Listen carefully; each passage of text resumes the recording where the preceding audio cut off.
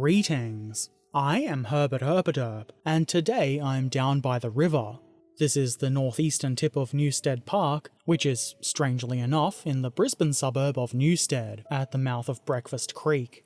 This should be a fairly easily accessible central area for anybody wishing to pay a visit. There are a few things to see here, including this, the John Oxley Landing, named for the famous explorer who I'm pretty sure didn't actually discover this area, but did survey it and then recommend it for a penal colony. It is historical and interesting, but not exactly a war memorial. So, up these stairs, we find the main reason we're here. This is the Australian-American Memorial. This features an American eagle sitting atop a 10.7 metre, or around 35 feet if you use freedom units, pillar made of Helidon sandstone, which sits atop a plinth made of marble.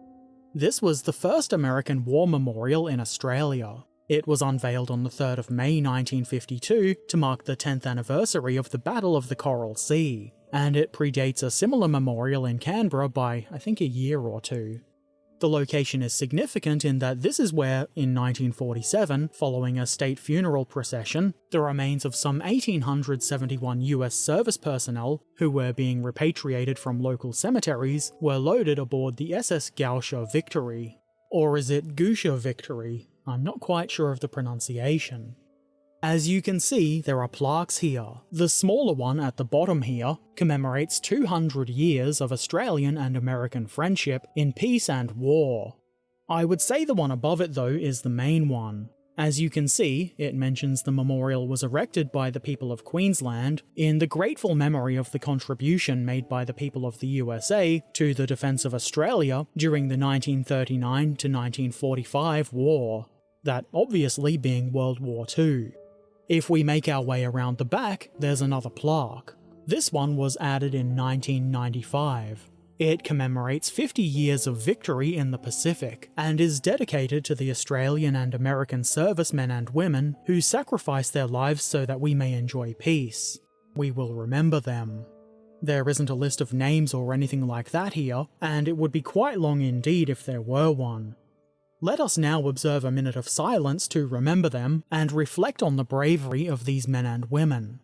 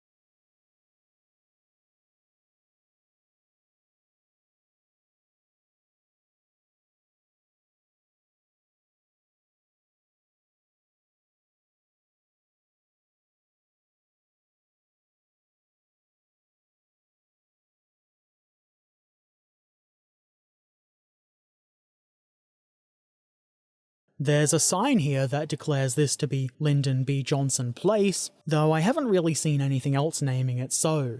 To the right of that wall is another memorial, and please excuse the awful camera work here, my gimbal was being most uncooperative. As this insignia suggests, this is a Royal Australian Navy memorial. More specifically, it's a memorial to the crews who served aboard the Australian Bathurst-class corvettes during World War II. What I've read would suggest that there were about 20,000 people who served on these ships. The main plaque in the centre talks a little bit about the roles these ships played and where they operated. It also tells us this memorial was dedicated on the 16th of September 1988.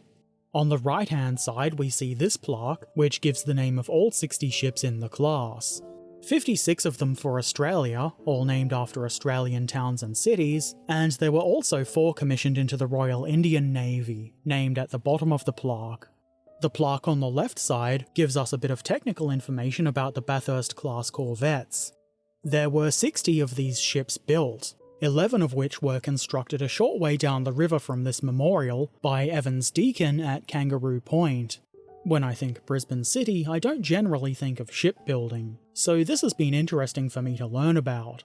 A short distance from the Bathurst-class corvette memorial, we find this sandstone plinth with a small plaque on top. This commemorates the departure of the Royal Australian Navy, Army, Air Force and civilian personnel for service in the Vietnam War. It honours the memory of those who did not return, and was unveiled on the 31st of May 2004. It might be a small, simple thing, but it's no less important than the other memorials here, or anywhere really. I think this is a pretty interesting place. Australia might not have much in the way of historical sites involving combat, but there are still some significant places. I believe US forces were stationed in this area during World War II. I can definitely imagine worse places to be stationed. While I didn't completely explore the park, I did find another historical, though not war-related item. This here oddly shaped sandstone object. It's an electric tide recorder. I don't know if it works, it was locked, but it is still interesting. So that was all I saw here. There might be something awesome hidden away somewhere, but I didn't find it. What I do know is that this is quite a nice place to spend some time, and I found it quite relaxing to be near the river, even if it's not really the most picturesque or natural looking place. You might have seen them in some other shots, but something else nice about this place is that there seem to be quite a lot of butterflies. You might also encounter some good doggos here, like this little fellow who was rather interested in my drone. I guess this isn't really relevant to the video, but who doesn't like seeing good dogs?